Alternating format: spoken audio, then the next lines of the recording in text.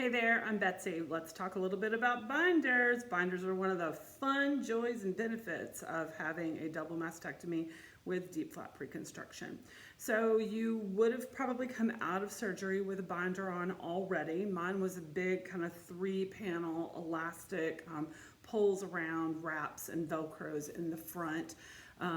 I found that the one they gave me in surgery actually was so kind of tall that it was always rubbing my incisions under my breasts or was rubbing on the drains coming out of my abdomen. And so that was just a little bit frustrating to me. So they told me in the hospital, first of all, with those that are too tall, that you can kind of flip them down and make them a little bit shorter.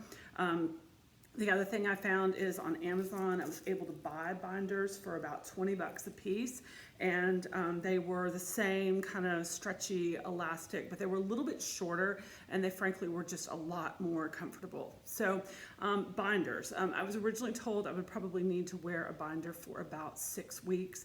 I've subsequently been told that wearing a binder longer than that is actually a good idea.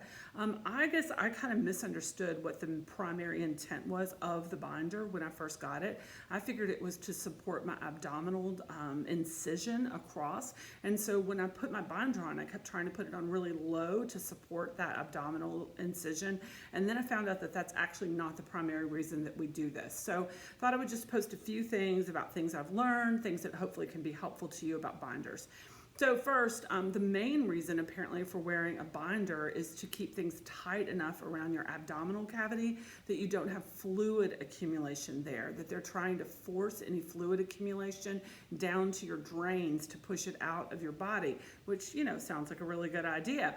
That's done both to kind of keep things kind of clean and nice, and also to maintain some of the contours that they've created through surgery, that you don't want to end up just kind of having a collection of liquid in the middle of your body. It also helps support your belly button. That your belly button is going to go kind of right under the middle of the binder, and I've got an earplug that is in my belly button to hold that hole open, and the binder also kind of makes sure that that earplug stays in place. It also does provide some support to your abdominal incision, but it also helps decrease pain. So I was told that even though it's kind of counterintuitive that you've got this compression garment that is kind of pushing on you a little bit, that overall it will help reduce your pain, it will help speed up your recovery. And so I was told wear your binder 24 hours a day and kind of until told otherwise. So I've been wearing a binder. For me, I wanted to make sure that I could always have one that was clean. I didn't want to be wearing the same binder over and over again. So I've actually got 3 binders that I can throw in the washing machine. When you throw them in the washing machine, you need to do what's kind of called charging the binder. You know, we've got a lot of things that we're like charging or activating. You activate it. You take the kind of scrapey side of the Velcro and you put it on the other side just to create a loop, so when it goes into the washing machine, it doesn't cling to all your other clothes and kind of pick them while it's in there. So I ended up actually, every time I throw my binder into the washing machine, I just put it in a lingerie bag. So it's both kind of got the Velcro activated, and it's got the loop, and it's inside a lingerie bag. So it's not, you know, getting willy-nilly twisted up on other things or kind of messing up other clothes that happen to be in the washing machine.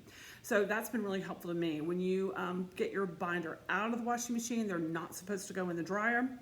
Putting them in the dryer can degrade the quality of the elastic. So when you take it out, you want to just, you know, hang it up to dry. So generally I've kind of got 3 in motion all the time. I've got 1 on my body, I've got 1 in the washing machine, and I've got 1 that's drying to be ready.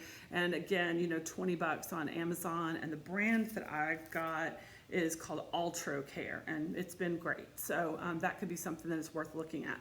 So I did want to talk to my surgeon, because I said, like, hey, I've heard other people get to graduate from the lovely binders here up to something else like Spanx. And so he said that after I get all my drains out, I still have 2 abdominal drains. Once I've got my abdominal drains out, then I would be free to switch over to something like Spanx. So with that, if you're going to swap over, you also have to find the ones that are high. So I've been out there, looking on the web. And so the ones that you want are called like higher power. It comes up to kind of just below your chest, over your belly button. There's also a whole line called Thin Stinks. Those also have a higher version in them that comes up over above your belly button, kind of below your chest. They're about $50 a piece on Spanx, but I also found them, frankly, on Zappos. And Zappos, obviously, you can get through Amazon as well. They're a certified vendor, apparently, for Spanx. And so I was able to pick up probably last year's model, I would imagine, for about, $18 a pair. So that's kind of nice. I also went on a website, rondashear.com, and they have the most awesome leggings. They're really, really soft. They look like they're going to wash really well, and they are called, I can't remember, but they're compression leggings. They're nylon compression leggings, and they were about $19 a pair, but super soft, comfortable, but still will give the compression effect that you need. I was told that a lot of people actually wear compression garments for several months, in part, again, to kind of maintain the contours that have come from the surgery that you've had. And so my understanding is you kind of go from wearing it 24 hours to wearing it just like 12 hours a day, but a lot of people will continue to wear it during the day under their clothes for several months after surgery. Then you got to figure you're probably going to be having your revision surgery. And understand that at revision, you've got to then wear a compression garment again wherever your donor site is if you're going to be doing any fat grafting. So a lot of times, apparently, fat grafting donor sites are either like the inside of your thighs, going back to your abdomen, in other places, wherever you end up getting that fat foam, you're also going to have to wear a compression garment. So, figure you're probably going to be in the compression garment business for a little bit of time. So it might be worth just kind of thinking about what you want and getting some good things in hand. Other things about the binder, I found that the easiest way to get it on, I'm right-handed, I would hold it with kind of the, wrap it around. I'm going to kind of sort of do this, but not do this correctly. Kind of hold it around your body. But have the kind of sticky part on the inside, on the right-hand side. And what I would actually do is pull the end and pull it all the way around to like my right hip.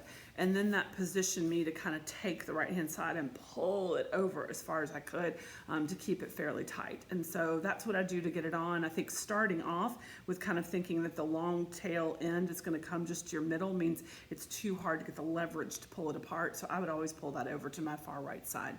So there's a little bit about binders, starting off with 24/7, that you need to wear them. Now, actually, I'm going to give you another weird tip that somebody else gave me, and oh my gosh, it has helped me. So they also recommended I get some underwear that was taller, because you got to kind of think about how your drains and stuff are going to stack. So if you've seen my other videos, you know that my binder gave me some problems by scraping on the top of my drains, and bloody heck, it hurt when it would slide down, because it was just, pushing on those drains, or it would ride up, and it would ride up under my incisions on my chest. So what somebody told me, actually one of the nurses told me, was to get a pair of high-waisted underwear, pull that on first so it's covering up the output from your drains, put your binder on top of that, and then I was actually wearing a kind of belt thing on top of that was holding my drains in it.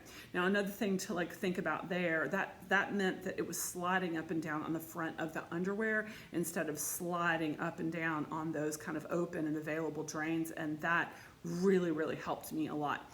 Another thing to think about is you do have these lovely drains, and your drain wires, tubes, cannot go up under your compression garments because it will actually cut off the flow. So you've got to make sure you're stacking things in the right way, that the drains have kind of, free access to get liquid to the bulbs rather than running up under your compression